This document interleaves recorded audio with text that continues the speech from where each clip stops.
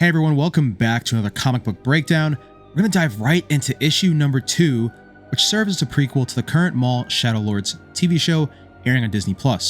And by all means, after having seen episodes 1 and 2, this prequel comic is definitely important as it seems to be very closely tied to the main events of the show. Two things before we start.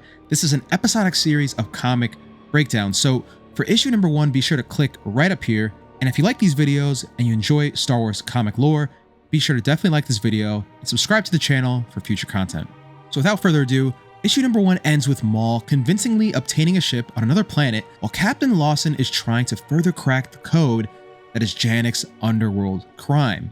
Lawson's spying on the crime lord known as Nicodemus. Well, Demas is now under his own surveillance and is discovered to be brokering a huge 20 million Imperial credit deal with an unknown buyer for an unknown product.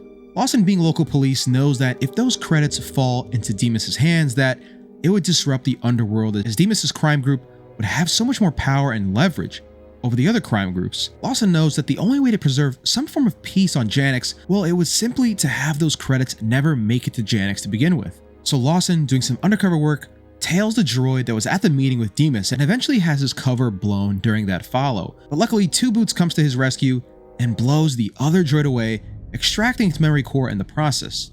So some time passes and now we see Demas closing that deal we spoke about earlier. 20 million credits, and now we know, for a large cache of weapons, with the buyer at hand at the Janek spaceport. However, at the negotiation, Demas's rival appears, Vario. Vario and Demas bicker about the deal itself, and they both suspect each other to be their own culprit. Remember, Vario is also from another powerful crime syndicate on Janek's, the ones that Lawson was referencing. So the two continue to argue, and during that argument, the buyer himself actually backs out and decides to take off from Janek's, sensing his own impending death, or at the minimum, the loss of all of his credits. Lawson remarks that his divide and conquer strategy is easier to maintain peace on Janek's, and he seemingly succeeds as the credits are driven off-world. However, all the while, unknown to him, Maul has arrived on Janek's. For what? Well, we don't exactly know that yet, but it's apparent that Maul is moving in the shadows and covering his tracks to maintain his presence in the darkness. So guys, in my opinion, this was another strong issue, though not as strong as issue number 1.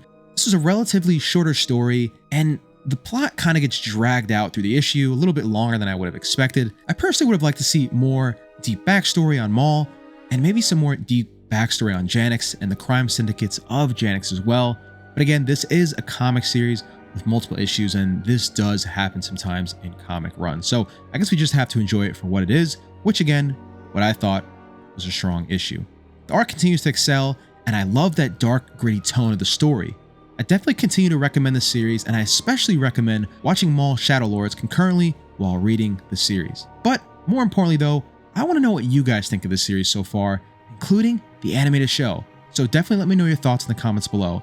And don't forget to like, comment, share, and subscribe. And until the next time, stay safe out there. Continue to stay out of that underworld business we spoke about. And may the Force be with you, always. Catch you guys in the next breakdown.